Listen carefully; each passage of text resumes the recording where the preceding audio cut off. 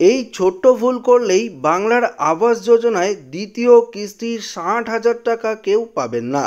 তো যারা প্রথম কিস্তির টাকা পেয়েছেন অবশ্যই আপনাদের এই ভিডিওটি দেখতে হবে, না হলে এই ভুল করলেই আপনারা কিন্তু পরবর্তী কিস্তির টাকা পাবেন না।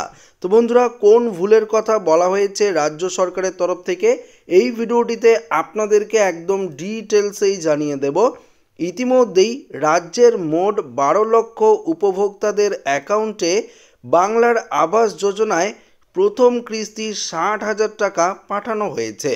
নিয়ম অনুযায়ী প্রথম কিস্তির টাকা দিয়ে বাড়ি তৈরির কাজে অগ্রগতির ওপর নির্ভর করেই দ্বিতীয় কিস্তির টাকা পাঠাবেন রাজ্য সরকার।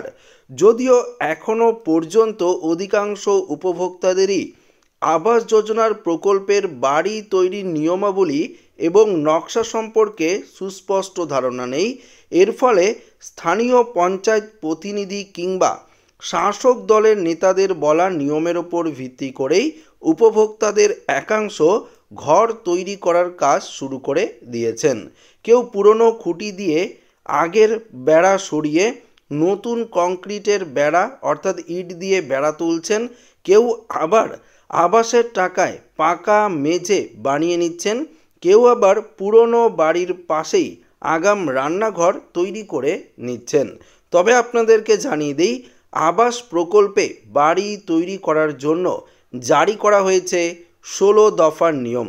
সেই ১৬ দফার নিয়ম সম্পর্কে আপনারা প্রত্যেকেই জানেন। জারি করা হয়েছে কাজের বিবরণ এবং খরচের সরকারি নির্দেশিকা।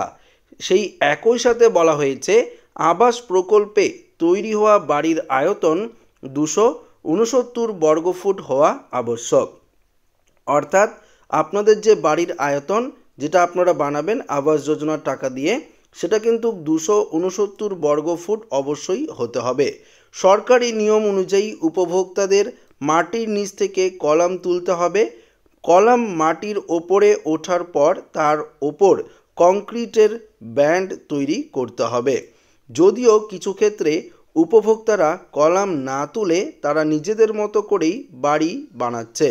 তবে আপনাদেরকে জানিয়ে দেই, যদি সঠিক নিয়ম মেনে বাড়ি তৈরি না করলে আবাস প্রকল্পের পরবর্তী দফার টাকা পেতে সমস্যা হবে উপভোক্তাদের।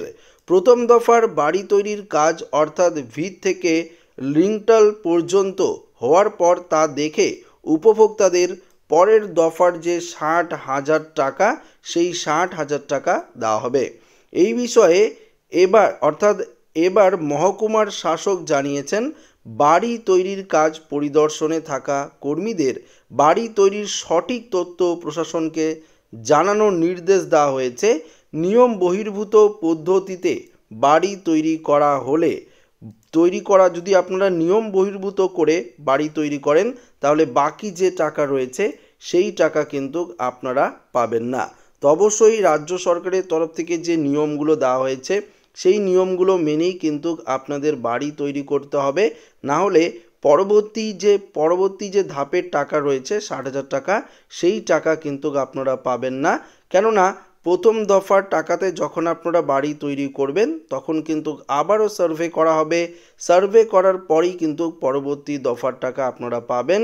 যদি আপনারা রাজ্য সরকারের নিয়মগুলো না মেনে বাড়ি তৈরি করেন তাহলে কিন্তু পরের টাকা আপনারা পাবেন না। তো আশা করি ভিডিওটি প্রত্যেকের ভালো লেগেছে। ভিডিওটি ভালো লাগলে লাইক করবেন, বন্ধুদের সাথে শেয়ার করবেন, নতুন হয়ে থাকলে চ্যানেলটিকে সাবস্ক্রাইব করে নেবেন। ধন্যবাদ।